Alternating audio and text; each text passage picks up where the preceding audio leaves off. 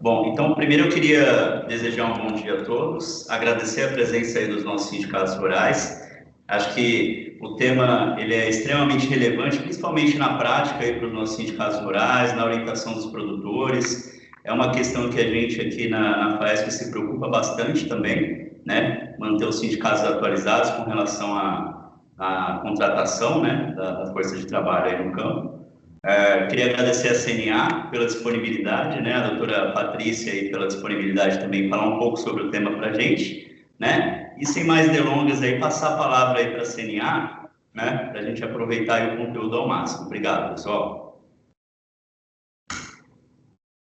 Então, bom dia a todos. Primeiro, em nome da diretoria jurídica da CNA, gostaria de agradecer ao presidente da Federação da Agricultura e Pecuária do Estado de São Paulo, doutor Tirso Meireles, bem como ao doutor Tiago, doutora Caroline, doutora Alessandra e as outras pessoas que estão presentes ali no jurídico da FAESP, pela parceria com a CNA neste evento tão importante para os produtores rurais e sindicatos rurais, que frequentemente têm dúvidas, né, a respeito dos contratos rurais, inclusive sobre qual modalidade e a mais adequada a ser firmado para com os seus prestadores de serviço ou trabalhadores rurais. Neste evento, contaremos com a participação da doutora Patrícia, especialista em várias áreas, mas inclusive em direito do agronegócio, que trará informações relevantes sobre o tema e responderá aos questionamentos do público.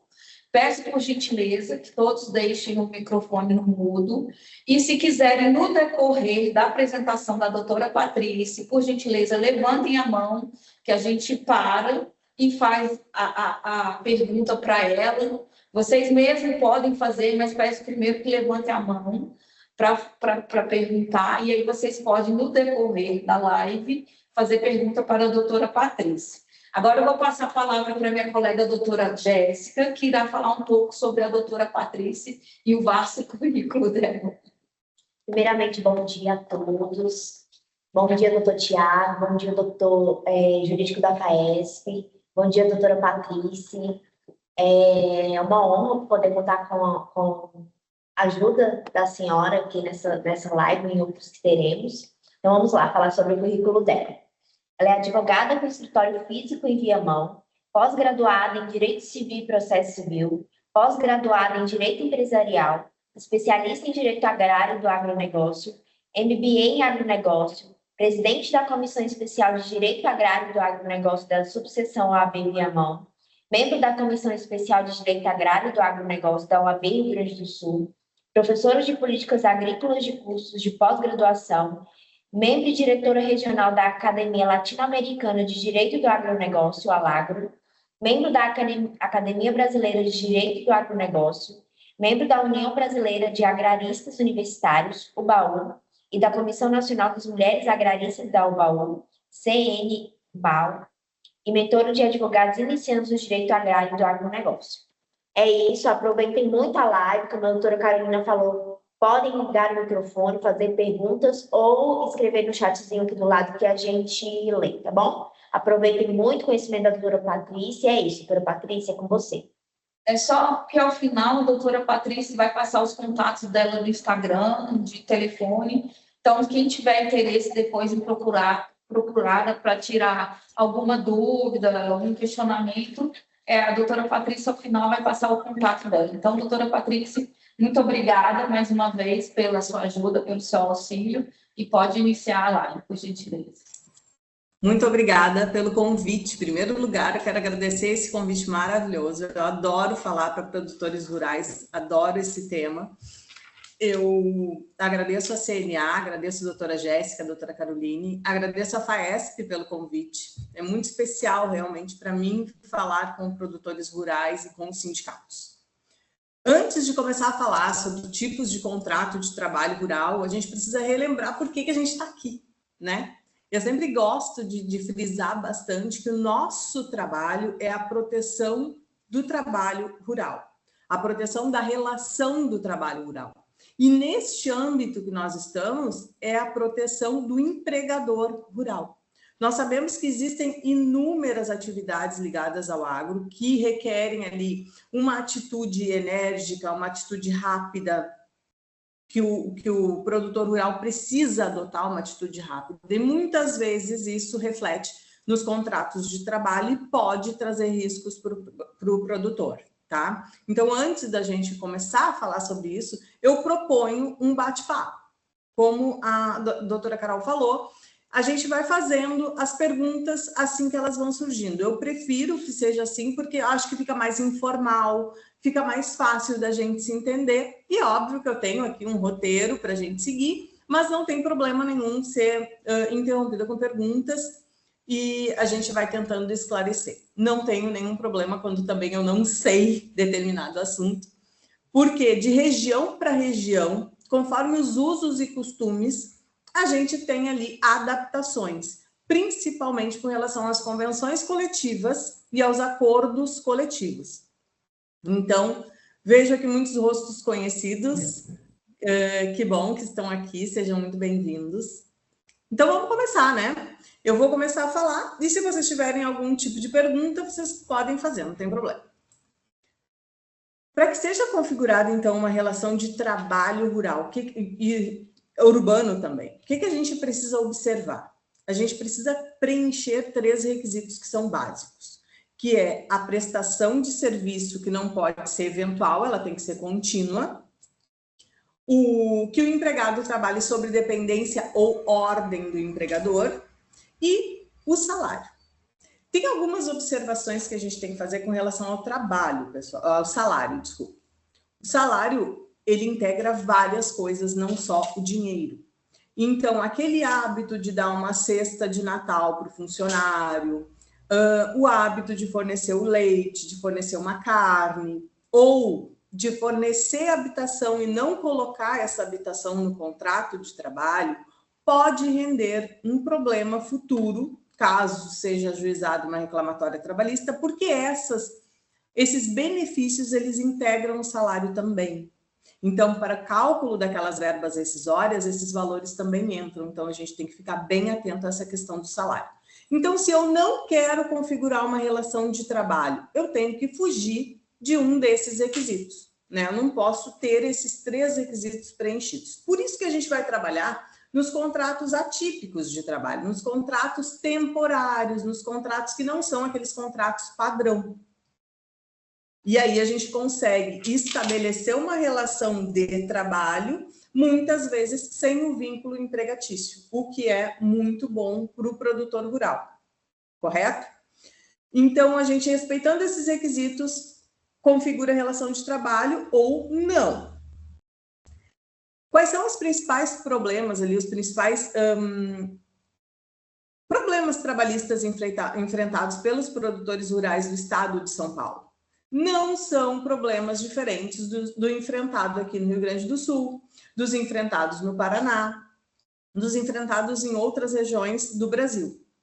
Quais são? Assim como São Paulo, né? São Paulo é forte produtor de café, forte produtor de cítricos, cana-de-açúcar, e por isso essas culturas, elas não têm um ciclo prolongado anual, em geral, né? Fora o café ali, que tem 2 anos. Mas a gente tem períodos muito mais importantes para a cultura do que outros. Então, eu preciso de uma mão de obra maior em determinado período. Quais são os contratos, então, mais utilizados? Nós temos os contratos terceirizados, nós temos os contratos de safra, nós temos as parcerias rurais. Esses contratos são muito utilizados justamente para isso, para esses períodos de sazonalidade, onde eu preciso de uma maior mão de obra e depois vou ficar com um período meio que sem ter muito trabalho para os funcionários, então eu não preciso ter todos aqueles funcionários com carteira assinada por contrato de trabalho por prazo indeterminado. É mais fácil e melhor e mais vantajoso para o empregador fazer contratos temporários, tá? E a gente vai falar sobre esses contratos mais importantes mais adiante. Não sei se tem alguma pergunta, Carol? Por enquanto, não. Por enquanto, não tem, não. Por enquanto, então, tá. Acho que a hora que você começar a falar dos contratos de forma específica, acho que vai aparecer, sim. Ah, então tá. Eu achei que tu tinha feito menção a falar. Tá bom. Então, quais são os contratos mais comuns utilizados quando uma das partes, empregado ou empregador, não deseja assinar a carteira de trabalho?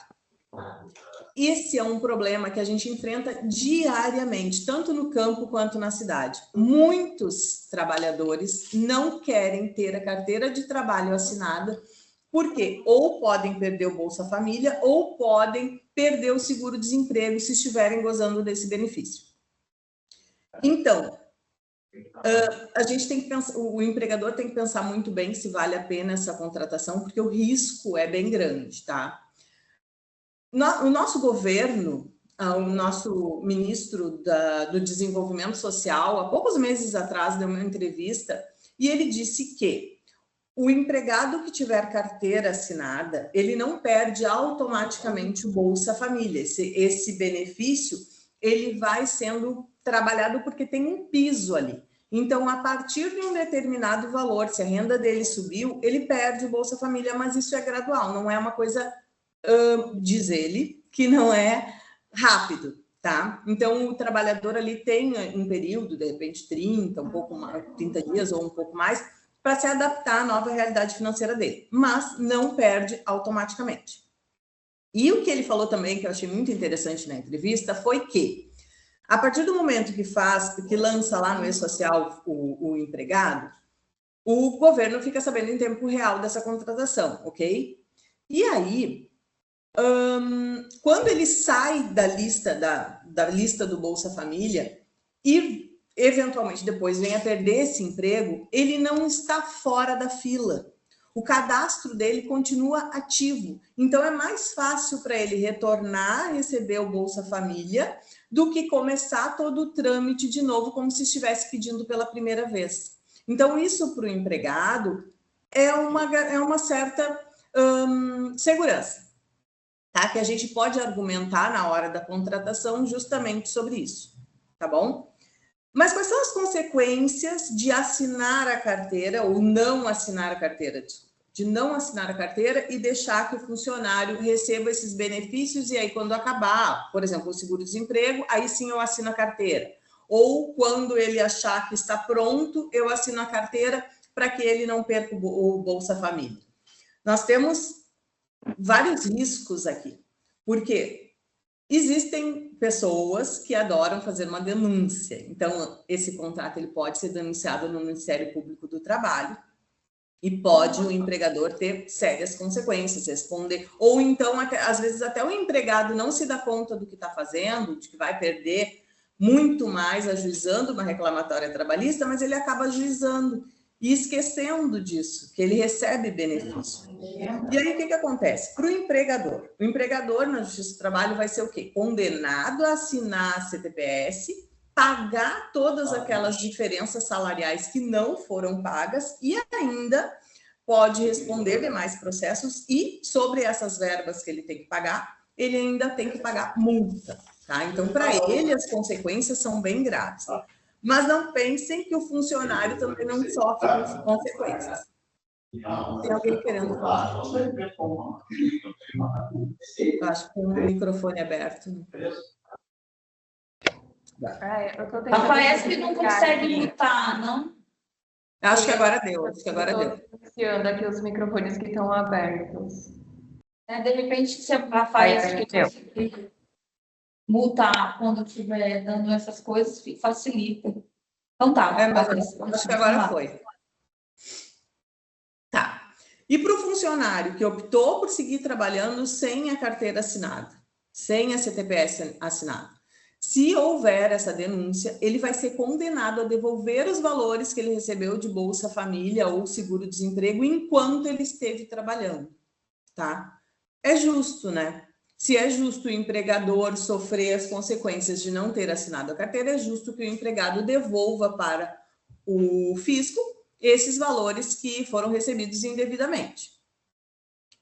Então, os contratos mais comuns utilizados para não assinar a CTPS, quando uma das partes não deseja esse vínculo de emprego, No meio rural são o comodato, o arrendamento e a parceria, tá? Esses são os contratos comumente utilizados e os contratos que dão mais problema. Porque nós temos contratos específicos para isso, nós temos contratos muito bons de trabalho temporário, não precisamos fazer uso justamente do comodato, do arrendamento e da parceria. O comodato, o que ele é? Ele não é um contrato de trabalho, ele é um contrato de empréstimo. É um empréstimo gratuito. A pessoa, proprietário, vai emprestar seus bens. E aí pode ser terra, maquinário, silos, mangueira de manejo de gado, galpões, casas, né? E aí, a pessoa que recebe o comodatário, que é a pessoa que vai estar na posse desse imóvel, ele passa a ser possuidor direto daquele bem. Ele passa a zelar pelo bem e ele é obrigado a desenvolver ali a atividade rural. Tá? Quais são as obrigações das partes no comodato? O proprietário da terra, o proprietário do bem, não tem obrigação nenhuma com o comodatário. Mas o comodatário tem que cuidar e zelar do bem, não pode deixar se decompor, não pode deixar estragar, não pode deixar que na terra tenha dano ambiental, por exemplo. Ele tem dever de zelar pelo bem, desenvolver a atividade rural e, no fim do contrato, devolver o bem ao proprietário da melhor forma possível, com tudo que ele realmente recebeu e bem cuidado, né? Não tem partilha de nada no comodato. Então, tudo que o comodatário produzir é dele. O comodante, o proprietário da terra, ele não recebe nada. Lembrem-se que eu falei antes, que é um contrato de empréstimo gratuito, tá? Entre as partes. Qual é o problema? Oi. Se no caso do comodato, quem pegou como empréstimo a propriedade, né? E fizer benfeitorias, ele recebe do proprietário da terra as benfeitorias feitas? Depende do contrato. Por isso que no comodato os contratos agrários eles podem ser verbais, tá? Mas por isso que a gente não deixa, aqui no escritório, pelo menos eu não deixo os meus clientes fazerem contrato de comodato verbal. Porque o contrato de comodato verbal é muito difícil de comprovar as cláusulas. E se eu fizer escrito, eu posso colocar que as benfeitorias edificadas ou que as melhorias não serão indenizadas.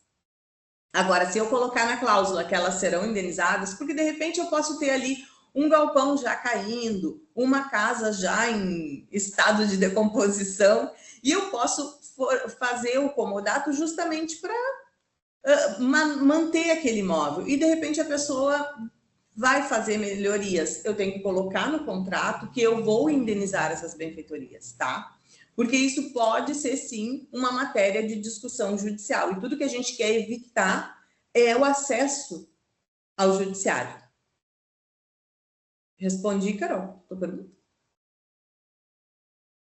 Sim, sim. Então, a conclusão é deixar tudo registrado em cartório, né? Porque... Exato. Cartório não, desculpa, em contrato, porque aí não tem problema depois de qualquer eventual ação judicial, né? Exatamente. Porque aí sim eu posso convencionar. Essas cláusulas eu posso convencionar. Porque as leis agrárias, elas são muito rígidas. Então, dependendo da cláusula, eu não posso convencionar. Mas, com relação às benfeitorias, alguma outra cláusula eu consigo, tá? Então, por exemplo, cláusulas que eu não posso convencionar. Caso o comodatário esteja com uma lavoura de milho em andamento, eu não posso pedir a minha propriedade antes dele efetivar a colheita dele, tá? E isso é garantido pelo Estatuto da Terra e pelo seu decreto regulamentador para todos os contratos agrários, tá? Então, não posso fazer isso. E nem ele pode abrir mão. Nem o comodatário no contrato pode dizer, abro mão de colher. Se ele entrar em juízo, essa cláusula é nula ou anulável, tá? Então, sempre observar isso. Já falei sobre contrato que não deve ser verbal, porque é muito difícil comprovar as cláusulas. Caso haja uma judicialização, é muito complicado no judiciário eu comprovar todas as cláusulas, todos os aceites que foram feitos de parte a parte. Então, evitar o judiciário é o melhor caminho possível. tentar resolver tudo administrativamente. Como eu falei, ele obedece ali as regras do direito agrário, né? Através de cláusulas irrenunciáveis, prazos mínimos. A gente não, nessas questões a gente não pode mexer. Então, digamos que o proprietário, o comodatário não queira desocupar o imóvel. Chega no final do contrato ali, eu preciso pedir a terra de volta. Se o nosso contrato, por isso que o contrato escrito é importante, se o nosso contrato tiver prazo estipulado, ou seja, se eu tiver data para ele acabar, o comodante, que é o proprietário, pode ingressar em juízo com uma ação de reintegração de posse contra o possuidor que não quer devolver o imóvel, tá? Mas, se no contrato não tiver prazo, aí complica um pouquinho mais, porque eu preciso notificar esse comodatário, e aí pode ser judicial ou extrajudicialmente, e se ele não cumprir, se ele não obedecer ali aquele pedido da notificação de desocupação, eu tenho que entrar, então, com uma ação reivindicatória. Vejam como encarece não fazer um contrato escrito, né? Tudo que a gente precisa dentro da atividade rural é de economia financeira, porque a gente sabe que os encargos da produção rural são muito grandes. Então, se eu puder fazer um contrato escrito, garantindo o prazo de desocupação e diminuir ali a minha obrigação de mover uma ação judicial para reaver o meu imóvel, tanto melhor para mim, correto? Então, aí a gente já vê que o quão importante é o contrato escrito. Por que é importante fazer um contrato de comodato? Por que muitas pessoas fazem? Primeiro, porque a gente sabe, o produtor rural sabe, que a sua propriedade, ela tem que ser uma propriedade ativa, economicamente viável. Ela deve cumprir a função social. O que é a função social da propriedade? Eu tenho, como proprietário rural, obrigações para com a coletividade. Eu não posso ter uma terra inerte, uma terra inútil. Até porque isso me traz muito risco. Qual é o risco principal hoje de uma terra abandonada? Invasão e desapropriação para fins de reforma agrária. Então, ter uma pessoa mantendo a atividade rural no imóvel rural é uma garantia de cumprir a função social da propriedade. Então, esse contrato ele é bem importante no âmbito rural. Outro contrato muito utilizado e muito importante é o da parceria. E aqui no da parceria, a gente precisa ter cuidado redobrado, porque a parceria, sim, ela tem cláusulas muito, muito específicas, que constam lá no Estatuto da Terra e no Decreto Regulamentador, e que realmente a gente não pode mexer. Então, a parceria não é um contrato de trabalho. Se eu quiser contratar uma pessoa para trabalhar para mim, não é o melhor contrato para fazer, é muito arriscado. A parceria rural ela pode ser agrícola, pecuária, mista, agroindustrial, extrativa. Tem várias atividades rurais que podem ser desenvolvidas por meio do contrato de parceria. Mas o mais importante é que ele é um contrato de sociedade. Ele é uma sociedade entre o proprietário do imóvel, que agora é chamado de parceiro outorgante, e que cede o uso e gozo dessa propriedade para a atividade rural ao parceiro outorgado, que é a pessoa que vai produzir na terra, que vai desenvolver a atividade rural. Ou seja, então, um entra com a terra, e aí na terra a gente pode incluir os maquinários, as benfeitorias destinadas a essa atividade rural, e a pessoa que realmente vai trabalhar. Mas ambos participam dos riscos do negócio. Então, se houver, por exemplo, uma perda de safra, eu não posso, como proprietário da terra, exigir a porcentagem que eu havia acertado, se eu também corri o risco, eu também participei desse prejuízo, tá? Então, o prejuízo ele é rateado entre as partes. O pagamento da parceria, então, se dá por meio da partilha desse percentual de produção dos frutos e produtos auferidos na propriedade rural. E tem limitação legal, tá lá no artigo 96 do Estatuto da Terra, até deixei aqui aberto para ver com vocês, No artigo 96, inciso 6, ele fala todo tipo de participação. Oi, Carol, pode falar. Doutora, estão pedindo aqui para quando você for falar acerca da confusão entre o contrato de meação e de parceria. Há uma certa... Eliane, do Sindicato Rural de Mogi das Cruzes, fala, há uma certa confusão entre o contrato de meação e de parceria. A doutora pode nos explicar a diferença? Aí... Eu não tenho aqui no Rio Grande do Sul, eu nunca trabalhei com contrato de meação, tá? Mas eu acho bem arriscado fazer esse contrato de meação. Eu nunca trabalhei realmente, nunca vi esse contrato. Mas eu acho ele bem arriscado, por quê? Porque não há previsão legal para ele. Então, a gente precisa pensar sempre na forma de evitar o prejuízo. Existem vários contratos agrários que são atípicos e desenvolvidos em cada região. Então, existem contratos ali, o contrato do fico, o contrato do boi a pasto, enfim, são vários contratos que são uma espécie de parceria e que existem em cada região. Então, é difícil a gente trabalhar todos, né, de acordo, porque a gente acaba trabalhando mais a realidade da gente. Mas o que eu vejo? Esses contratos, eles são muito próximos da parceria. Então, é melhor fazer o contrato de parceria, deixar regulamentado, porque ali tem as cláusulas específicas, legais, do que fazer um contrato que pode dar muito problema no judiciário.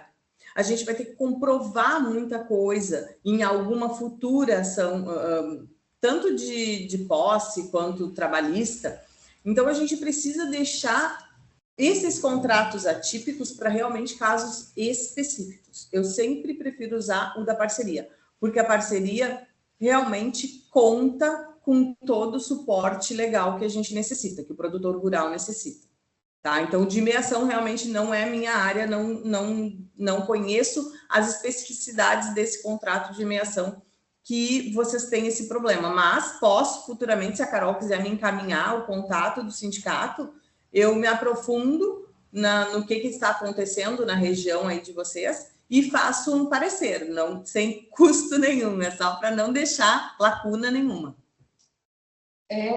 Aproveitando a sua fala sobre parceria, a doutora Giovana Pablo está perguntando, doutora Patrícia, eu sendo dona da terra, posso fazer o contrato de parceria pelo prazo que eu quiser? Então, é o mesmo caso do arrendamento. Eu posso fazer contratos de parceria e de arrendamento por prazos que eu quiser, pode convencionar entre as partes. Mas o que acontece? Eu preciso cumprir com aquele requisito de efetivar a lavoura, de que os animais tenham o tempo necessário de maturação. Então, dependendo da parceria, eu tenho prazos específicos a cumprir. Existem pessoas que fazem contratos de parceria mais curtos. Eu mesmo já fiz de 1 ano aqui no escritório. Mas o correto seria ali 3 anos para gado, dependendo da cultura, respeitar o período de maturação da cultura. Imagina se eu faço um contrato de parceria de 1 ano para uma lavoura de café. Não tem como. Uma lavoura de café começa a dar frutos a partir de 2 anos. Então, não teria tempo hábil para as partes auferirem lucro daquela lavoura. Então, eu não posso fazer por período inferior ao da maturação da lavoura, tá? Isso é que é respeitado. Todo contrato agrário, ele respeita o quê? Qual é o objetivo principal das leis agrárias? A produção de alimentos. Então, eu não posso interromper a produção de alimento com um prazo tão curto que não dê nem tempo do investidor, das pessoas que estão investindo, obterem pelo menos retorno do investimento que fizeram. Tá? Esses prazos têm que ser respeitados. Então, de parceria, doutora Patrícia, os riscos da lavoura, enfim, dos ganhos ou prejuízos da colheita e tal, dos dois, tanto do proprietário de quanto do parceiro? Sim, na proporção ali das suas cotas. Por exemplo, digamos que o proprietário entre com a terra e a terra preparada já e a moradia. O proprietário da terra ele tem 30% dos rendimentos ali seriam dele, tá? Então ele entra na cota dele, participa ali de tudo, compra insumo, compra vacinas, tudo dentro da cota dele. E o prejuízo, digamos que perca toda a lavoura, eles arcam igualmente. Não tem como eu exigir do parceiro outorgado que ele pague a minha cota se ele perder, se toda a lavoura foi perdida, por exemplo. Tá? Eles participam dos riscos de forma igual e o lucro é dividido de acordo com a sua participação. Temos uma pergunta da Eliane, do Sindicato Rural de Mogi das Cruzes. Isso. Doutora Patrícia, bom dia. Bom dia. Por gentileza, eu gostaria de saber qual a forma de blindarmos um contrato de parceria contra ações trabalhistas. Normalmente, eu tenho por cautela colocar que, caso o parceiro trabalhe com a família, ele fica obrigado a inscrever essas pessoas junto ao INSS, porque quando falamos de contrato, nós costumamos falar só em relação ao parceiro direto. Nós esquecemos das demais pessoas que ele vai estar levando para dentro do nosso imóvel. Então, eu costumo colocar uma cláusula assim, dessa obrigatoriedade de recolhimento. Costumo colocar também ali a questão dos limites, de quem vai administrar, quem que vai fazer as vendas, a partilha e tudo isso, né? Então, minha dúvida é nesse sentido. Quais as formas aí de blindarmos esse contrato de parceria? Inclusive, eu também falo aos produtores para que façam uma boa contabilidade, porque normalmente as pessoas costumam, você vai ser meu parceiro. No entanto, pagam pisos muito próximos ao salário rural. E isso é desconfigurado na Justiça do Trabalho. Então, são as questões aí que eu queria saber da doutora. Como blindar, né, um contrato de parceria? Olha, eu acho que o teu contrato de parceria está perfeito. Tá? Essas regras aí de colocar limite, quem vai trabalhar, quem não vai trabalhar na propriedade, o que vai ser feito, quais são as atividades de cada um, quais são as atividades dele, quais são as responsabilidades do proprietário da terra. E incluir ali que as pessoas do mesmo núcleo familiar do parceiro outorgado ali, que elas não podem participar da atividade, isso é bom. Fazer com que ele pague o INSS das pessoas da família, ótimo. E principalmente a contabilidade. Essa parte aí da contabilidade é o que pega mesmo. E o Tribunal Regional do Trabalho da região de vocês, ele é bem duro. Ele é bem duro, ele é bem paternalista. Então, é muito, muito perigoso a gente arriscar uma reclamatória trabalhista, né? Todas as cláusulas que a gente puder colocar e respeitar todas essas cláusulas e principalmente cuidar a forma de pagamento para que não configure salário, não tem também cuidar para que não tenha ali, que o proprietário da terra não seja visto como patrão, aquele que dá ordens, aquele que tem o parceiro outorgado em subordinação às ordens dele. Isso também nos ajuda. Então, todas as cláusulas que puderem ser colocadas no contrato de parceria, no contrato de arrendamento, coloquem, pessoal, coloquem. Nunca é demais. Tá? Eu acho que ali a Eliane nos deu dicas maravilhosas, dicas de ouro. É o que a gente não tem segurança jurídica, porque se uma das partes ingressar em juízo, se o parceiro outorgado ingressar com uma reclamatória trabalhista, a gente não sabe qual vai ser o desfecho. Né? Mas se ele pode ser um desfecho bem oneroso. E como eu costumo dizer, uma reclamatória trabalhista bem ajuizada, bem estruturada, pode quebrar, sim, um produtor rural, um empresário e até mesmo uma pessoa física pode ter muita dificuldade de se reerguer. Então, todas as cláusulas que a gente puder colocar de segurança, a gente deve colocar. Tá? Doutora, vamos falar de arrendamento. Eu acredito que o pessoal aqui também tem interesse nos contratos a título que não configura trabalhista, em caso de intermitente, de safra. Eu acho que porque o contrato de arrendamento já é um contrato que as pessoas acabam usando muito, né? Eu acho que eu posso só fazer um apanhadinho rápido e a gente passa para os contratos temporários, que são de empreitada, experiência. Então. Mas Então, tá? Somente uma pergunta também sobre a situação de parceria. Mas os riscos em relação às obrigações trabalhistas, mesmo constando, né, a quem cabe no contrato, o risco de solidariedade e responsabilidade solidária é muito grande, né? Sim, sim. Porque a gente está falando da relação entre o proprietário da terra e o parceiro outorgado, que ali não pode ter vínculo trabalhista. Mas se eles contratarem um empregado, se houver um empregado trabalhando na propriedade, sim, a responsabilidade é de ambos.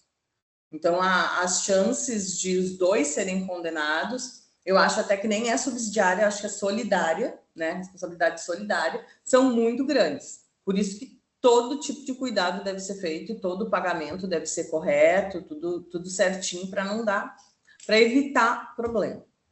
Inclusive, é uma fiscalização rígida em relação quando tem empregado sobre registros, né, pagamento de salários.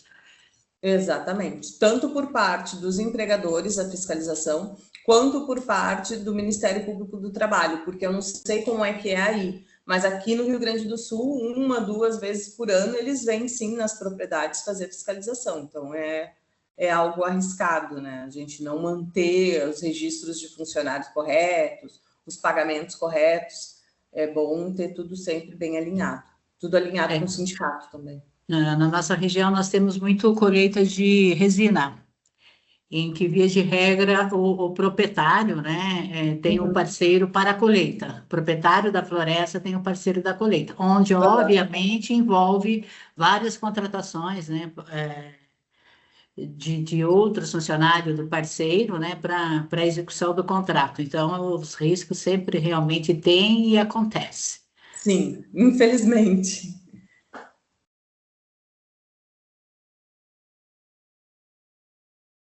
Só tem mais alguma pergunta? Não, somente isso. Não? Então tá. Então, o contrato de arrendamento, né, ele é um contrato como se fosse um contrato de aluguel. Tem algumas características só que a gente tem que observar no contrato de arrendamento, que é a questão dos prazos e também a forma de pagamento.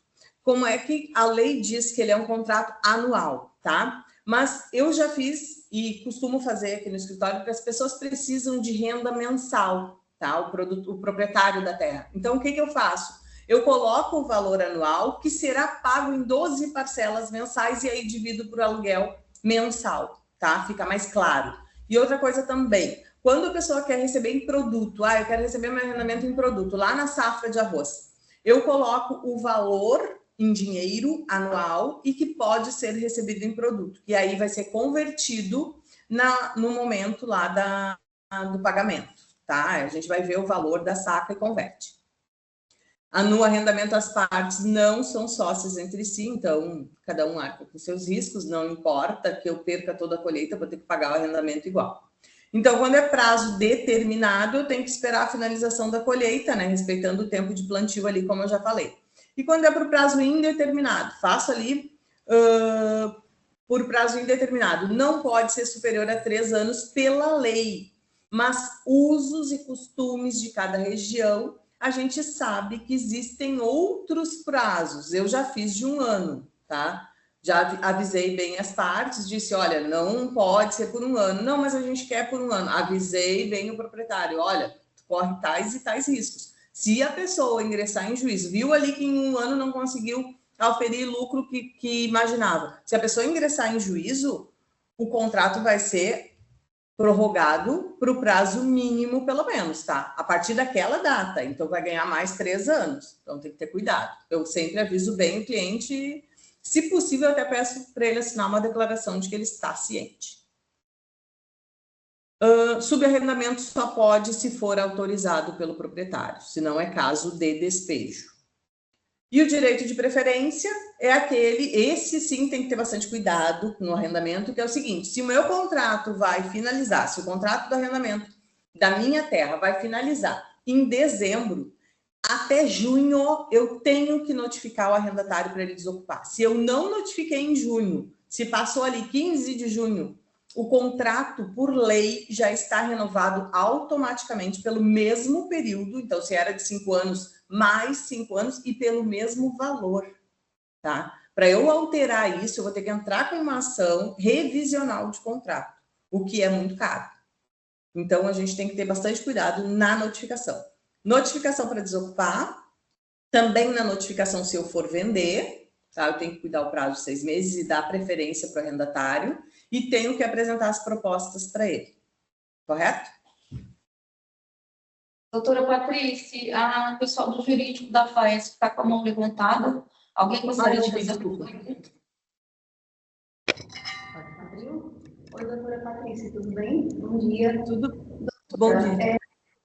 Eu tenho uma dúvida, eu tenho visto algumas decisões nas quais aparece que, por exemplo, o produtor ele tem um contrato de parceria, só que lá aparece como se fosse um arrendamento. E aí, eu queria que a doutora falasse um pouco sobre isso, até para os produtores rurais sindicatos que estão aqui verem a importância, pelo que eu entendo, eles entendem o seguinte: a realidade fática é o que importa. Então, eles podem até ter prejuízos fiscais nesse sentido, quando o contrato é parceria, só que eles dizem que está maquiado como arrendamento, vamos dizer assim. Doutora, pode falar um pouco sobre isso, por favor? O pessoal faz isso por causa do tributário, né? Isso. Às vezes é por desconhecimento, às vezes para burlar as questões tributárias, porque dependendo da parceria, dependendo do tipo de cultura, os valores são altos, porque eu vou declarar o imposto de renda como pessoa física. E para isso, eu acho que a CNA até conta com o doutor Yuri, né? Ele, com certeza, ele sabe melhor do que eu, mas no arrendamento, por exemplo, ele é tratado como um aluguel. Se for pessoa física, 27,5% ele vai pagar. Se for pessoa jurídica, ele paga metade, 14%, 14, alguma coisa. Então, esse é o problema. O problema é que as pessoas usam arrendamento e parceria de forma errônea, acabam trocando um pelo outro na intenção de compensar, porque até então, antes daquela operação da Polícia Federal, aquela operação da Receita Federal, da Operação Declara Grãos, se não me engano, antes ninguém declarava arrendamento, porque ele entrava como aluguel. Então, era uma barbada fazer parceria e declarar como arrendamento, ou fazer o contrato como arrendamento e não declarar. Isso gerou uma onda de multas gigantesca. Aqui no Rio Grande do Sul foi uma correria louca para fazerem as declarações e não caírem nessa... E agora tem uma outra, não é declara grão, tem outro nome. Então, esse é o risco, tá? A gente tem que cuidar muito isso, esse é o risco. O arrendamento era muito fácil de fazer, era uma barbada, porque entrava como aluguel, eu não declaro, tranquilo. Mas aí, se alguém reclamar que é uma parceria, vai entrar em juízo, vai conseguir comprovar, e aí também eu vou ter que pagar todos os encargos, declarar todo aquele imposto de renda que não foi declarado. Doutora Patrícia, a doutora Ana levantou a mão e depois a gente também passa para a doutora Eliane, tá certo? Tá bom. Doutora Ana, por gentileza, pode fazer a sua pergunta. Bom dia, doutora Patrícia, tudo bem? Bom dia a todos. Bom dia. Doutora, você mencionou esse prazo da notificação para encerramento do contrato, né, de 6 meses. Esse prazo ele pode ser menor?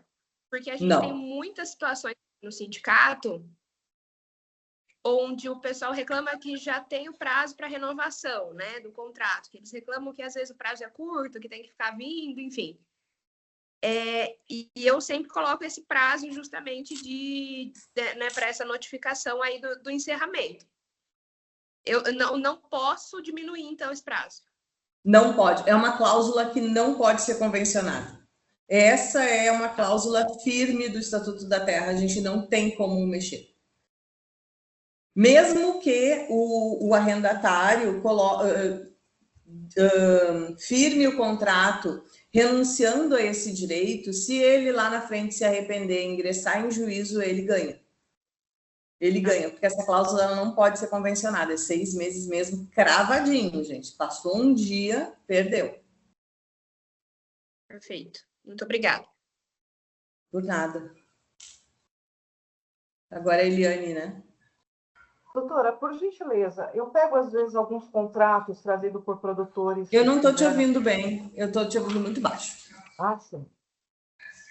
Às vezes eu pego alguns contratos, está me ouvindo agora? Não? É que para mim está bem baixinho. Acho que tem muito barulho na minha rua também. Às vezes eu pego alguns contratos, está me ouvindo agora? Agora estou. Certo. E de produtores que trazem, feitos por imobiliárias, onde elas colocam, ao invés de colocar arrendamento, contrato de locação de imóvel rural. No meu entendimento, aí a norma vigente será a lei de locações, e não o Estatuto da Terra, que seria o adequado para o imóvel rural. É isso mesmo, doutora? Está errado esse título? Esses contratos são uma aberração, né? Quando vem contrato assim pronto, contrato de livraria, é uma tristeza. Mas assim, não pode ser contrato de locação, contrato de arrendamento. A não ser que seja, por exemplo, já fiz um contrato de locação rural que era do prédio. Sabe quando determinadas propriedades rurais têm ali, fazem um depósito? Aí sim, dá para a gente fazer um contrato de locação, tá? Daquele prédio. Mas é um prédio, ele não é utilizado para a atividade rural. Os contratos de arrendamento e de parceria, eles têm que ser para a atividade rural, para o desenvolvimento de alguma atividade rural. E aí sim, a terminologia correta é comodato, arrendamento, parceria. Agora, se for de um prédio mesmo, se for de uso ali, uma casa, para, por exemplo, ficar o administrativo de uma madeireira, ou um depósito para guardar defensivos, por exemplo, uma revenda ali de defensivos, aí a gente pode fazer o contrato de locação. E o efeito disso pode ser que caia na lei errada, né? Na lei de locações, inclusive podendo ser invalidado, né? Porque deveria seguir o Estatuto da Terra, correto? Exatamente. Se for cair no judiciário, certo que a gente consegue anular esse contrato e puxa para o Estatuto da Terra e aí pega os prazos bem maiores. Perfeito. Obrigada. De nada. Vamos falar um pouquinho, então, sobre o contrato de empreitada, que é bem utilizado também, é um contrato oneroso, não é um contrato de trabalho. O contrato de empreitada é quando eu tenho uma obra para desenvolver na minha propriedade rural e contrato uma pessoa para fazer essa obra. Como é que funciona? É um contrato, ele não é meu empregado, então eu não posso mandar nele. No meu contrato eu tenho que constar tudo. Se eu quero, por exemplo, construir uma cerca, eu vou colocar qual é o tipo de arame que eu quero, quantos fios de arame eu quero que passe nessa cerca, qual é o tipo de moirão que eu quero que coloque, qual é a extensão dessa cerca, a altura que ela vai ter, tá? Contrato, faço ali o contrato de empreitada, acerto um valor e um prazo para ele concluir essa obra. Eu não posso ficar em cima dele o dia inteiro. Olha, não tá bom assim, não gostei assim. O que eu posso? Não está de acordo com o nosso contrato, tá? Mas ele não é meu empregado. Então, a gente tem, por exemplo, eu posso contratar 2 tipos de empreitada, o de mão de obra e o global ou misto. Mão de obra, eu compro o material e a pessoa executa a obra. O global ou misto é aquela que a gente contrata, a pessoa já traz todo o material, a gente especifica a qualidade do material, o que a gente quer, que foi o caso da cerca que eu falei, e a pessoa traz o material e executa essa obra. Tá? Ele pode ser um empreiteiro, pode ser uma pessoa jurídica ou uma pessoa física, não tem problema. Mas o que importa? Que eu não fique dando ordens para ele, tá? Porque no contrato ali consta a questão do pagamento, eu também não posso exigir carga horária dele, o que eu posso exigir é que se ele me prometeu em 10 dias, ele tem que cumprir em 10 dias, tá? É um contrato civil, não é um contrato agrário. E é muito utilizado na região rural, por quê? Porque a gente tem ali construções de galpões, de mangueira para manejo de gado. Também posso contratar um empreiteiro para colheita, tá? Para lavrar uma terra, faço contrato de empreitada e assim não preciso ficar com aquele funcionário por prazo indeterminado na minha propriedade. Ele não é meu funcionário, contrato uma pessoa, ele vem, executa e vai embora, tá? Melhor contrato que tem é o contrato de empreitada, na minha opinião. Contratos de experiência. Se eu quero contratar alguém por experiência, eu só posso contratar até 90 dias. Eu posso fazer uma renovação do contrato de experiência. Então, se é 90 dias, eu contrato por 30 e depois posso até renovar por 60, mas não pode passar de 90. Se eu fizer a segunda renovação por 30, não posso utilizar os outros 30 que sobraram. Acabou, só tenho direito a uma renovação, tá? E ele tem direito a todas as verbas que qualquer empregado tem. Se eu quiser fazer um novo contrato de experiência, eu tenho que respeitar o prazo de 6 meses dentro da mesma atividade. Mas imaginem assim, contratei um funcionário por experiência para trabalhar na parte de limpeza da minha fazenda. Não deu, não firmamos, não gostei do trabalho dele, ou ele não quis ficar, ele foi embora. Finalizou o contrato de experiência, ele foi embora. Em menos de 6 meses, eu até posso chamá-lo para outro contrato de experiência, desde que seja em outra função. Então, por exemplo, posso chamar para a parte administrativa? Posso. Mas não posso para a mesma função, tá? Se for para a mesma função, eu tenho que esperar 6 meses. Terceirização, que é o que mais interessa, né? Contratos de terceirização. Terceirização de serviços rurais no Brasil, ela é legal, ela é prevista em lei. É permitida a terceirização tanto nas atividades meio quanto nas atividades fim da propriedade. O que é uma atividade fim? É o objetivo da propriedade, é aquilo que gera dinheiro para ela, é aquilo que gera renda. Então, se a minha propriedade produz arroz, o meu objeto fim é o quê? O arroz, é venda do arroz. Então, eu posso ter contratos terceirizados também na atividade fim. E as atividades meio, que isso a gente já utilizava há bastante tempo. O que é uma atividade meio? Ela é essencial para mim, ela é importante para mim, mas ela não é minha principal atividade. Então, por exemplo, tenho ali uma lavoura de arroz e tenho um maquinário muito caro. Eu quero contratar uma equipe de segurança. Posso? Posso. Contrato uma empresa terceirizada, contrato a equipe de segurança. É a minha atividade empresarial? Não. Segurança não é a minha atividade empresarial, mas eu posso contratar. Muito cuidado com esse tipo de contrato terceirizado, tá?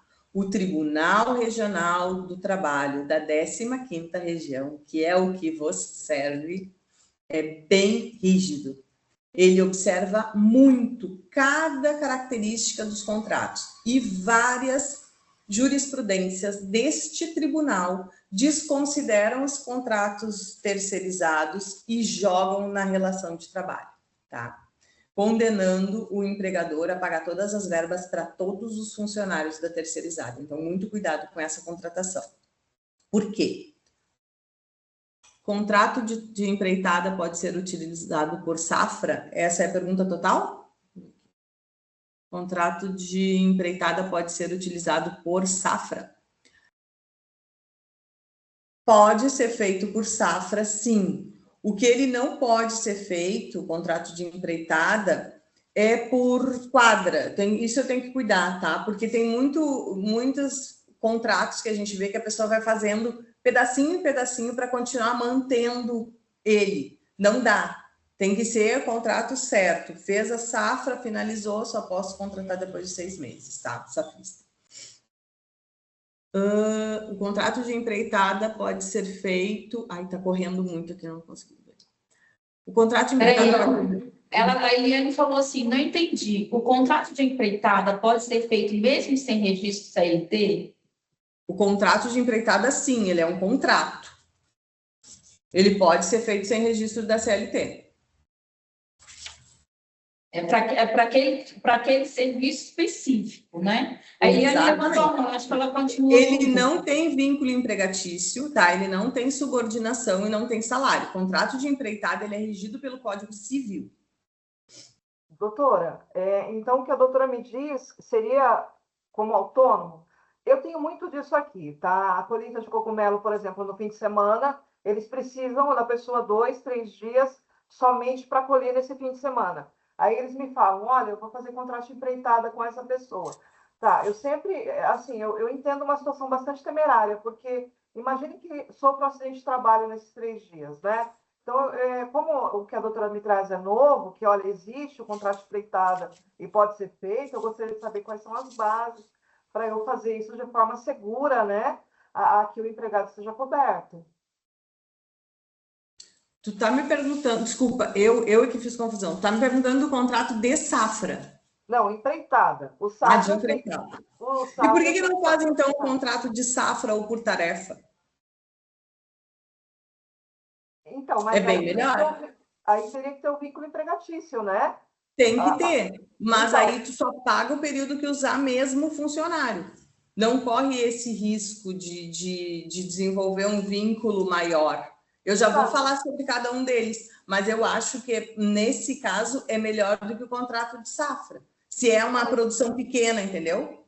Entendi, mas é que eu não entendi a parte que a doutora falou da empreitada. Em que situações eu posso colocar a empreitada, então? A doutora está falando do trabalhador rural, né? Eu posso colocar o trabalhador rural no contrato de empreitada? Seria o quê? Como é que eu faço isso? Através de uma MEI? Porque a única forma que eu consigo responder essa pergunta é quando eu falo assim, olha, então escreva ele na MEI como prestador de serviços agrícolas, fazemos um contrato de trabalho autônomo, colocando aí que não há subordinação e tal, para tentar dar uma segurança jurídica, porque simplesmente fazendo um contrato de empreitada, eu entendo que deixa bem, vamos dizer assim, complicada a situação, né? Então, eu preciso entender melhor essa parte, doutora. Como que é que assim, ó, o empreiteiro ele pode ser tanto pessoa jurídica, firma individual ou pessoa física, tá? O importante é que a gente não caia lá no artigo 3º da CLT, que é do vínculo empregatício. A gente tem que fugir daqueles 3 requisitos. Então, vou fazer um contrato de empreitada para colheita de cogumelo, por exemplo. E essa colheita, ela dura quanto tempo ali? 3 dias? Em média, no fim de semana em que sobe, eles precisam colher. Tá. Aí eu faço o contrato de empreitada com uma pessoa física, estipulando exatamente o que ela vai receber e o que ela vai, e se é pessoa física, se é pessoa jurídica, também não tem problema, estipula exatamente a tarefa, o período de início, o período de fim e o quanto ela vai receber. Eu acredito que por ali, fazendo um contrato bem feito, bem amarrado, como eu sei que tu faz, porque tu me falou daquele anterior e a gente viu que realmente o teu contrato é muito bom da parceria, eu acredito que não vai ter problema, tá? Claro que toda pessoa que entender que é um empregado, ela pode entrar em juízo, ela vai poder recorrer à Justiça do Trabalho.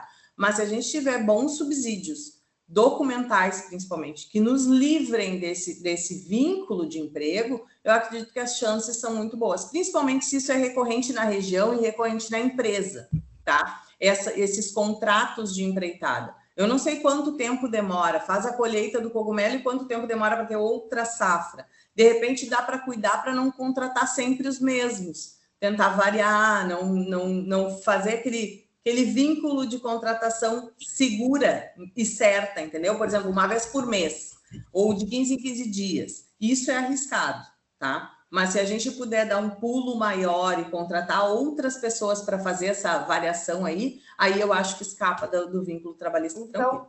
Então, ele não precisaria ter inscrição no MEI? Ele pode não precisa. Não precisa. Não precisa ter.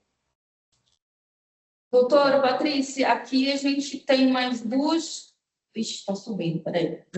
Passa rápido. Tem umas duas perguntas. Sindicato Rural de Lorena pergunta: pode contratar trabalhador rural como MEI? Depende do contrato que for fazer e da atividade que ele for fazer, tá? Porque se a gente contrata um trabalhador rural como MEI, por exemplo, vai fazer um trabalho diário, é óbvio que se está tentando burlar a legislação trabalhista, então não vai dar certo. Agora, se for um MEI que venha fazer, por exemplo, o preparo da terra, ele traz o maquinário dele, ele paga o próprio óleo, vem fazer.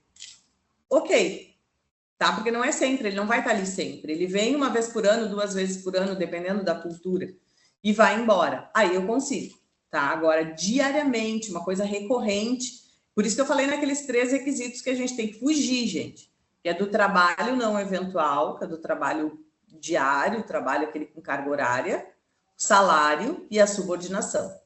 Tá? Se tendo o MEI eu conseguir comprovar esses 3 requisitos, eu tenho uma relação de emprego. A Vânia, do Sindicato Rural de Itarapua, pergunta: contrato de empreitada para safra determina prazo? Como é que é? Não entendi. Contrato de empreitada? Contrato de empreitada para safra determina prazo? Contrato de empreitada pode ser por uma prazo, tem prazo determinado? Eu acho que é essa pergunta que ela fez. Pois é complicado isso do prazo determinado na safra, porque eu posso ter uma semana de chuva e não conseguir colher, ter que esperar um pouco para colher depois. Então, o ideal é colocar ali, até nem faria esse contrato de empreitada, eu faria o por tarefa mesmo. Eu tentaria, se corre o risco, né, da gente não ter um prazo determinado, eu acho que seria melhor um outro tipo de contrato para a gente ter uma flexibilização. Se bem que, dependendo do clima, a gente pode fazer um adendo. Consigo ali fazer um termo aditivo. Faço um termo aditivo que naquela semana não deu para prestar o trabalho, não deu para colher, não deu para preparar a terra em razão do clima e prorrogo ali mais um pouquinho, não tem problema.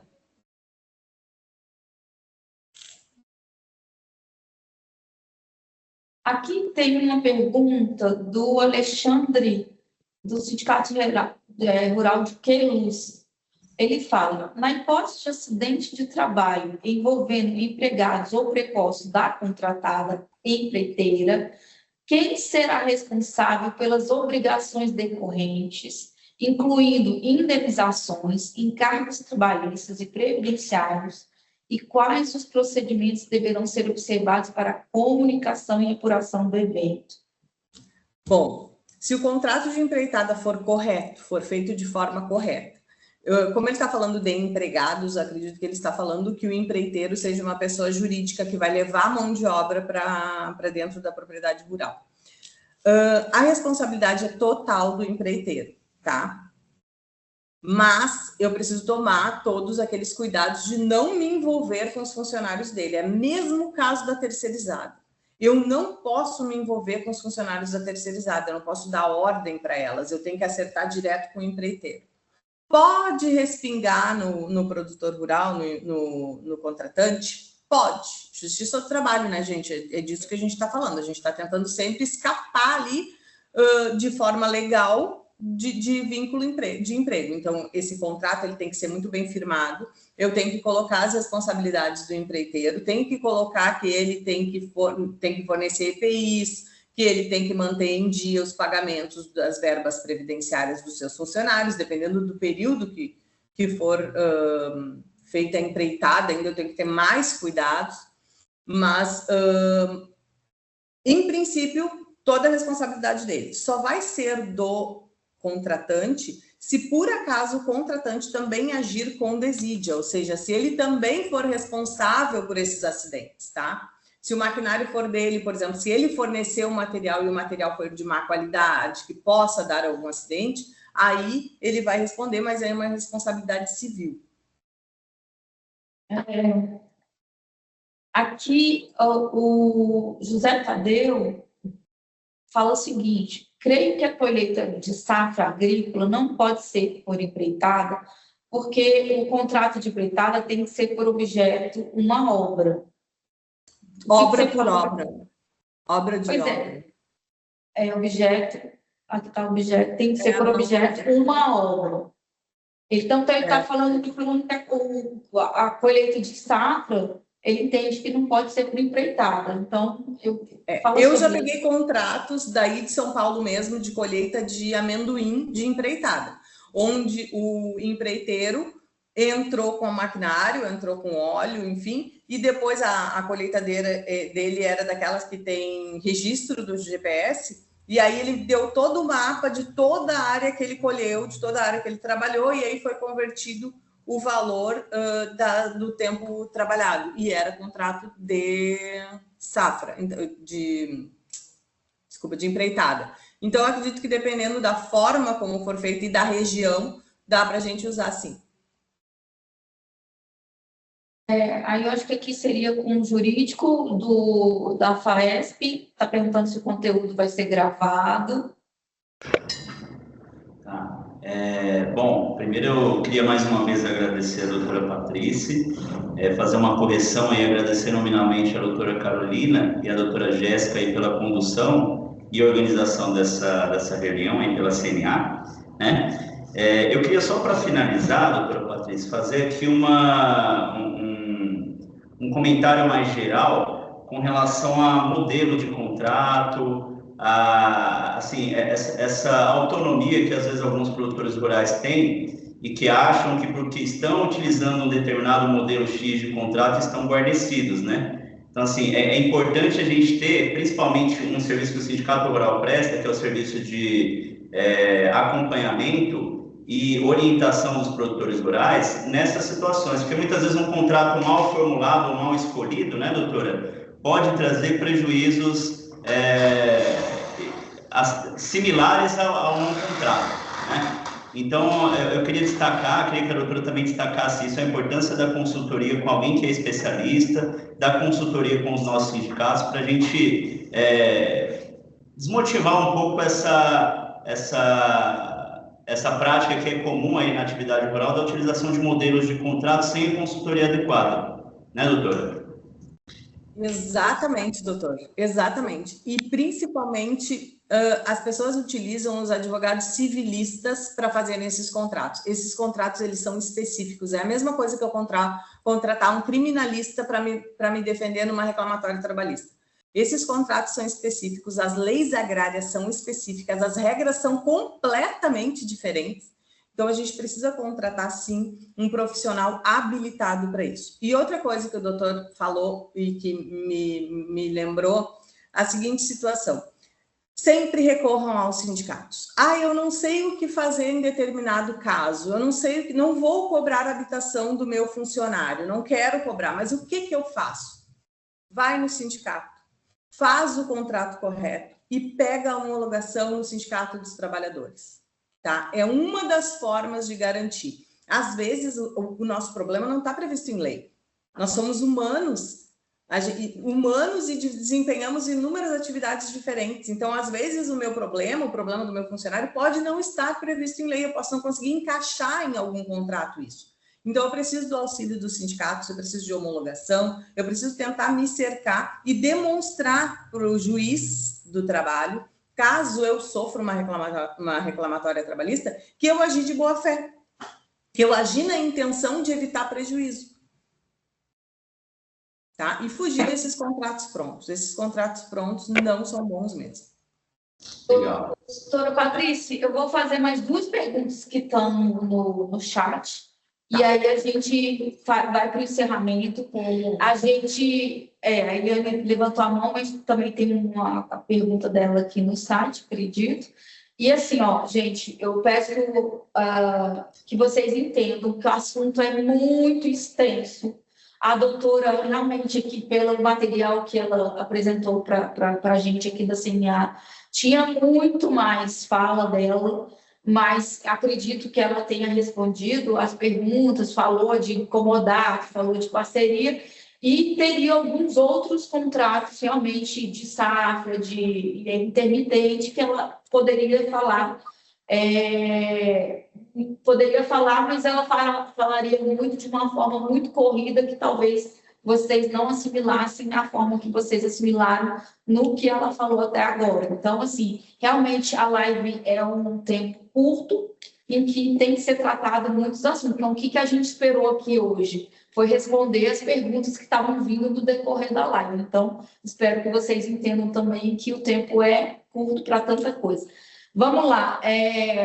Aqui, Eliane também levantou a mão, mas tem uma pergunta, não sei se você quer fazer falar alguma coisa, que eu costumo colocar o contrato de safra poderá ser rescindido, eu costumo colocar que o contrato de safra poderá ser rescindido ou prorrogado por motivo de força maior. Está correto? Não sei se seria essa pergunta, Eliane. Depois temos mais algumas aqui. Não, tem mais uma, e aí depois a gente faz a finalização da live. Doutora Patrícia, vou falar bem rapidamente. Sobre o contrato de safra, eu costumo colocar que ele pode ser rescindido ou prorrogado em razões de força maior. Isso foi uma pesquisa que eu fiz em que é permitida essa flexibilidade no contrato de safra, porque realmente é algo que eu não posso prever. Isso tem funcionado aqui, está correto? Está correto. Pode ser terminado, pode ser rescindido o contrato antes do término da safra, desde que se pague todos os valores correspondentes, né? A gente está falando de contrato de safra, desde que eu pague ao safrista todos os valores que ele tem direito. Então, eu tenho que pagar, além disso, eu tenho que pagar a verba indenizatória, que é metade da remuneração que ele receberia até o fim do contrato. É justamente aí que eu queria, é justamente aí a dúvida. Porque se eu coloco que eu posso prorrogar ou antecipar, eu estou dizendo, pode acontecer, para que eu não tenha que pagar essa 50% do que falta. Daí a pergunta. Pois é. Pode ser que o safrista se contente com isso. Se ele não se contentar e judicializar, o seu cliente vai ter que pagar. Perfeito. Doutora, e uma questão, muito rapidamente, nós tivemos essa semana aqui uma condenação de um juiz da região, não foi um colega, né? Por quê? Porque o produtor, ele dava a moradia, mas ele não queria lançar em holerite. Aí o juiz decidiu assim, olha, você não informou o sindicato da categoria sobre esse contrato, você não lançou em holerite, então agora passou a integrar todas as verbas desse contrato. Qual que é a minha pergunta? Eu faço o contrato de moradia, eu coloco que o empregador poderá descontar os 20%, no entanto, eles não descontam, tá? Isso não é lançado em holerite. Nós também não informamos o Sindicato dos Trabalhadores porque é previsto em convenção coletiva. Sendo previsto em convenção coletiva, ainda assim, eu preciso informar o Sindicato dos Trabalhadores, eu preciso lançar em holerite. Como eu quase não estou conseguindo te ouvir, mas me diz uma coisa, o que consta na convenção coletiva? Foi isso que eu não entendi. Na convenção coletiva consta que o empregador fornecerá moradia podendo descontar até 20%. E ele não quer descontar? Ele não quer descontar, ele não desconta. Só que eu fiz um contrato colocando essa possibilidade para salvar, e coloquei ainda que essa moradia não teria efeito indenizatório, né? Não incidiria em nenhuma verba do contrato de trabalho. No entanto, teve uma decisão essa semana, onde o juiz aqui da nossa região ele entendeu que passa a ser verba salarial, porque não descontei em holerite, porque não notifiquei o sindicato da categoria. Qual que é a minha dúvida? É obrigatório esse lançamento em holerite? É obrigatório essa notificação do sindicato da categoria, mesmo quando eu tenho essa previsão em convenção coletiva? Eu entendo que sim. Eu entendo que sim e entendo como tribunal. Eu entendo que incorpora sim. E caso eu queira, o meu funcionário, caso aceite e assine ali que não vai ser descontada a moradia dele, eu tenho que pegar a homologação do sindicato. Tá? Eu acho que é uma das formas de se precaver de problemas futuros, porque se cair no judiciário, ele vai ser condenado, sim. Mas eles nunca descontaram. Passar a descontar agora vai cair na questão do direito adquirido, né? Então, estamos com um problema, né? E eu vou te dizer, eu sou filha de produtor rural, até ele está me assistindo aqui, meu pai, e ele também não desconta. E eu já falei isso para ele, que pode sofrer um problema muito grande no futuro, mas a gente sabe como é que vai descontar do funcionário, a gente já sabe que ganha pouco, né? Moradia, enfim.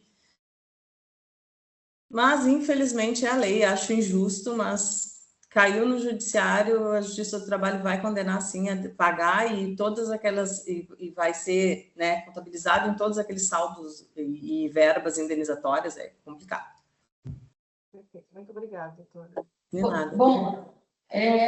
O Sindicato Rural de Lorena, sim, o conteúdo está sendo gravado, depois a VAESP vai poder disponibilizar para vocês. E vamos para a última pergunta, doutora Patrícia, porque a média de live é 1h20, está dando 1h20. Então, vamos para a última pergunta. A Vânia do Sindicato de Itirapuá está falando, estamos iniciando a safra de café. A colheita já está iniciando. Qual a melhor modalidade de contrato para fazer aqueles que não queiram fazer o registro em CTPS? Então, eu acredito que seja o contrato intermitente, tá? Eu acho que ele é muito bom. Realmente, o nosso tempo está bem estourado, eu não consegui falar nem metade do que eu queria falar para vocês. Mas eu acho que o contrato intermitente é um trabalho muito bom, tá? ele formaliza essas atividades sazonais, descontínuas, como, por exemplo, colheita, manejo, plantio. Ele está previsto na CLT, ele garante direitos ao empregado, férias, 13º. É necessário registrar a convocação do empregado. Então, eu tenho essa colheita, 3 dias antes, pelo menos, eu convoco o empregado e ele tem um dia útil para me dizer se vai querer ou não, tá? Aí ele vem, presta esse trabalho e ele é pago no final. Quando acabar, eu mando ele embora, pago todas as verbas, tudo direitinho para ele, tá?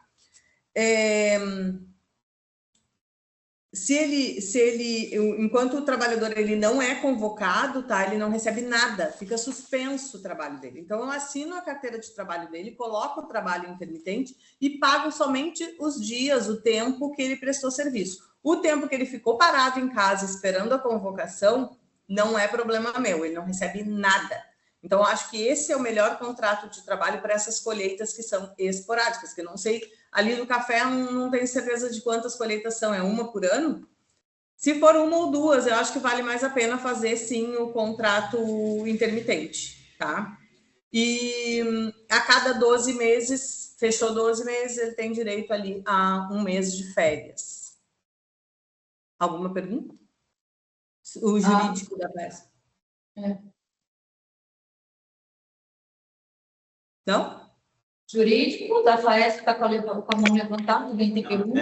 Eu só queria fazer uma outra consideração aqui, doutora Patrícia. Assim, a gente acompanhou já no início da reunião as peculiaridades aí de tribunais, né? O TRT 15ª é um problema aqui em São Paulo, ele tem interpretações distintas aí de outros tribunais. Então, a gente sempre toma um cuidado e tenta regionalizar os problemas também aqui, na orientação dos sindicatos.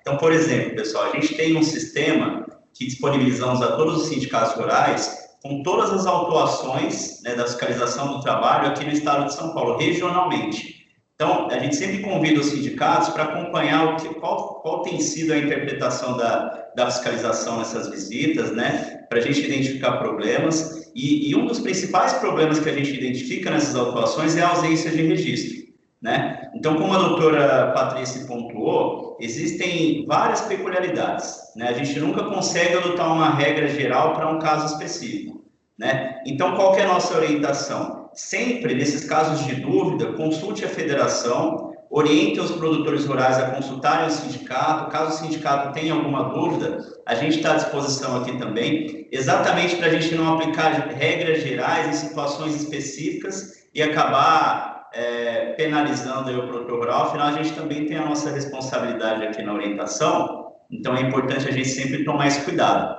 Então, foi perfeita a orientação da doutora Patrícia. Eu acho que a gente não tem mais nenhuma pergunta aqui no chat, a gente também já está no final do prazo.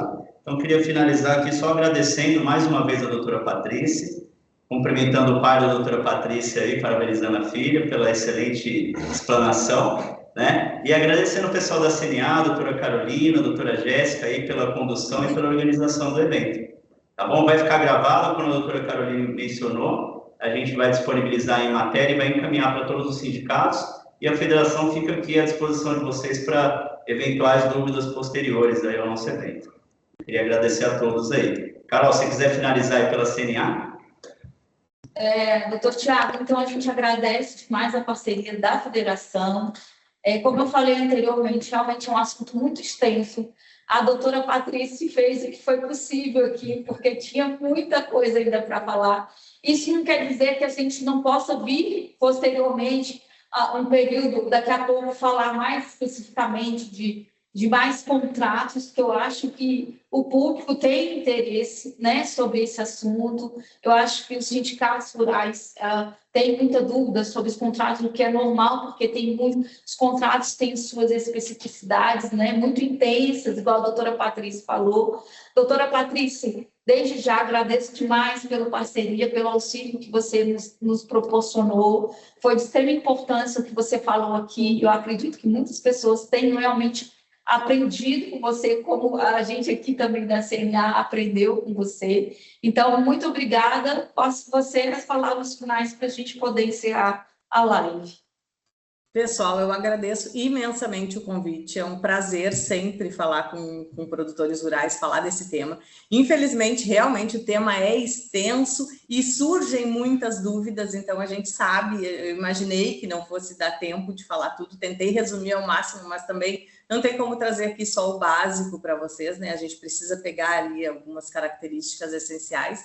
E não sei se cabe aqui, mas fica o meu convite para as próximas lives pela CNA, que eu vou continuar fazendo, e aí, de repente, eu consigo nas outras sintetizar um pouquinho mais e vocês também de repente, conseguem entrar e tirar outras dúvidas, né? Eu estou à disposição, as meninas vão colocar o meu card aqui, os meus contatos, podem entrar em contato comigo, tirar dúvida, não tem problema. Doutora Patrícia, se você quiser colocar o seu card aqui, porque que acontece? A gente acabou indo para outra sala, veio de imprevisto, a gente veio para outra sala, a gente não faz nessa sala, então a gente não está aqui com acesso ao seu card nesse momento. Mas assim, pode colocando aí, eu vou falando. Ao público que está aqui, a CNA... Oi. Desculpa, a gente vai fazer uma matéria sobre essa live e a gente coloca o contato da doutora Patrícia aí no site da FAESP e divulga aí para os sindicatos também, né? Porque eu acho que é importante até para o pessoal acompanhar os próximos eventos da CNA junto com a doutora Patrícia e aproveitar o tempo aí para satisfazer outras dúvidas, né? Ótimo. E fica aí a sugestão para as FAESP, o Fernando Bindai, o sindicato e o José Roberto Gasperini, falando que a live foi muito legal e que merecem outras lives, perguntando já para outros eventos. Então, a doutora Patrícia tem à disposição. Muito obrigada. Provavelmente, sobre esse assunto, o CNA ainda vai fazer uma live nacional. Então, com certeza, iniciando uma live nacional sobre esse assunto também, vindo as modalidades também de contratos que, né, efetivamente tem nessa área, a gente vai divulgar para a Federação de São Paulo para que ela possa vir a divulgar para vocês, sindicatos rurais. A gente vai fazer uma live nacional sobre esse assunto. Então, além do que a Patrícia falou, né, podem vir outros assuntos complementares. Mas a doutora Patrícia falou, a gente, durante o ano, a gente ainda vai ter muitas lives sobre esse assunto, mas também se vocês quiserem participar, doutora Patrícia, você está colocando no seu perfil do Instagram? Estou tentando colocar aqui, não sei se eu vou conseguir. Mas qualquer coisa eu encaminho esse card. Eu vou colocar no chat. Eu vou colocar aqui no chat. Isso. E eu também vou encaminhar para o doutor Tiago o seu card, que ele também facilita. Então, gente, muito obrigada de verdade a todos. O público foi um público bom, muito bom aqui, que nos acompanhou. Espero que a CNA sempre está fazendo live de vários assuntos diferentes. E é muito importante que vocês participem, a fim de que a gente possa trazer um pouco de conhecimento para vocês, tá bom? Muito obrigada a todos. A doutora Patrícia colocou aqui o contato dela. Então, quem quiser anotar, tem o e-mail. Coloca também o Instagram de novo, doutora Patrícia. Vou esperar um pouquinho antes de encerrar. Eu até escrevi meu nome errado ali, de tão rápido que eu tentei fazer. Então, eu coloquei meu celular, Patrícia Frois, meu celular, e o meu e-mail e o meu perfil no Instagram. É isso. Então, muito obrigada, viu, doutora Patrícia? De verdade, sim, por tudo que você nos proporcionou hoje, gente. Uma boa tarde a todos e vamos dizer que até breve.